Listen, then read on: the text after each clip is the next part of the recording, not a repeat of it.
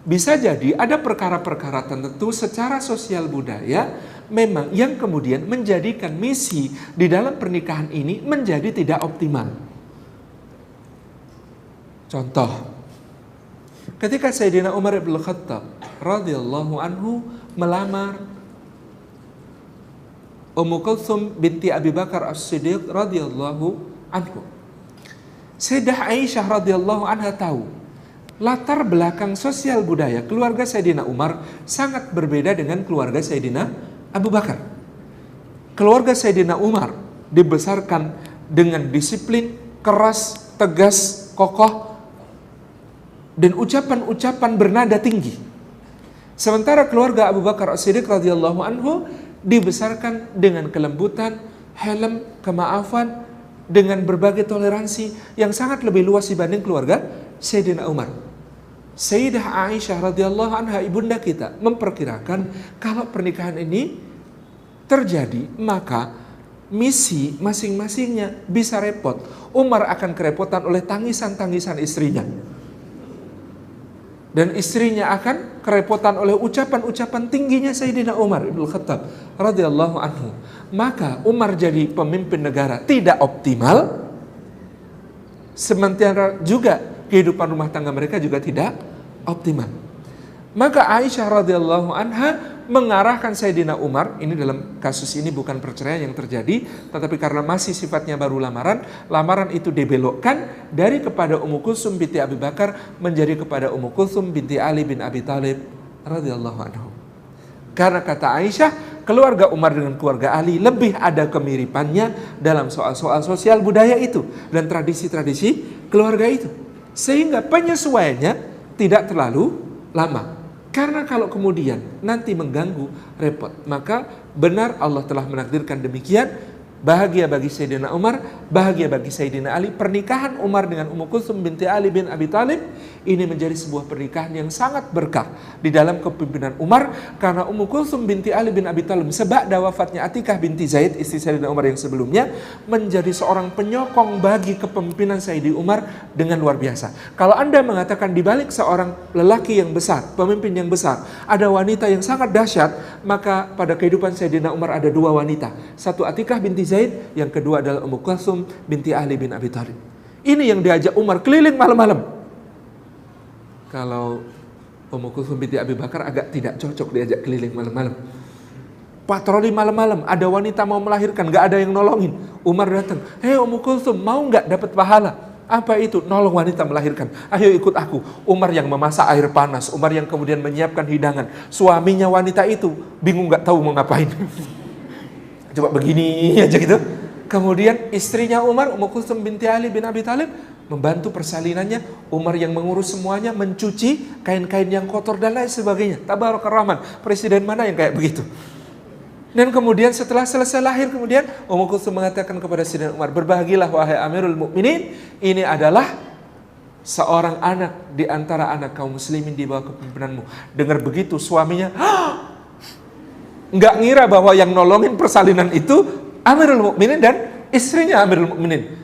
First lady nolongin persalinan, bayangkan.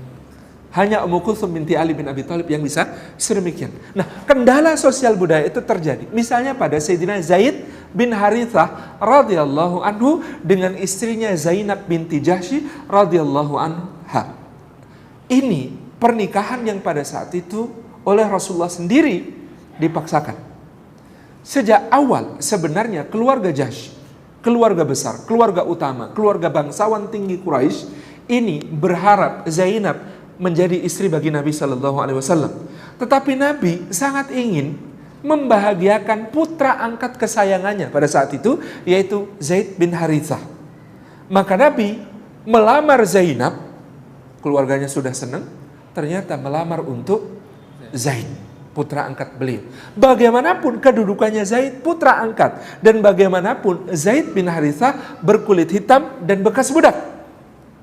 Dari pernikahan itu Zainab mengatakan, saya terima keputusan dari Allah dan Rasulnya, saya ridho kepada keputusan dari Allah dan Rasulnya. Tetapi bagaimanapun juga seorang wanita bangsawan Quraisy yang dibesarkan dengan cara bangsawan Quraisy, bersuamikan seorang yang kemudian menjalani lebih dari separuh umurnya sebagai seorang budak. Bagi Ibunda Khadijah radhiyallahu anha, seorang pelayan, Anda bisa bayangkan kehidupan rumah tangganya. Kedudukan sebagai qawwam bagi istrinya tidak dapat dipenuhi dengan sempurna oleh Zaid, karena juga pada diri Zainab binti Jahsy terdapat satu keadaan yang betapapun dia ridho kepada keputusan Allah dan Rasulnya, secara sosial budaya menjadi tak terelakkan itu muncul di dalam pola komunikasi dengan suaminya dan pola interaksi dengan suaminya. Ini tidak terhindarkan, makin berat. Jadi Zaid bin Harithah itu makin bertambah hari pernikahannya, bukan makin ceria wajahnya, tapi makin begini. Ini berbeda dengan pernikahan beliau yang sebelumnya. Siapa? Istri Zaid bin Harithah sebelumnya? Ummu Aiman, seorang budak milik Ibunda Aminah, lebih tua lagi, ibunda Nabi SAW, yang dulu ketika Nabi pulang dari Abwa ketika ibundanya meninggal, Ummu Aiman ini yang menggendong Nabi kecil yang umurnya 6 tahun. Bayangkan, Ummu Aiman itu pengasuhnya Nabi, Zaid itu anak angkatnya Nabi. Mereka menikah. Kok yang ikhwan senyum-senyum? Ada yang begitu. Di generasinya hampir selisih 2. Dari pernikahan Ummu Aiman dengan Zaid bin Harithah ini lahir Usamah bin Zaid radhiyallahu anhu, yang sangat kita banggakan sebagai panglima paling muda itu. Jadi kalau mau punya anak kayak Usamah bin Zaid, nikahnya kayak Ummu Aiman ini gitu. Yang salehahnya ndak harus umurnya, akhi. Antum kok jadi kayaknya suram wajahnya gitu ya. Dengar begitu. Nah, ternyata makin bertambah hari pernikahannya dengan Zainab, wajahnya Zaid itu makin tertekuk, makin gak tertekuk. Makin berat dijalani, secara sosial budaya gak mungkin didamaikan. Keadaan-keadaan interaksi itu makin memberatkan dia, apalagi dengan keluarga besar Zainab yang semakin memandang Zaid sebelah mata. Dalam keadaan yang seperti itu Allah menurunkan keputusannya.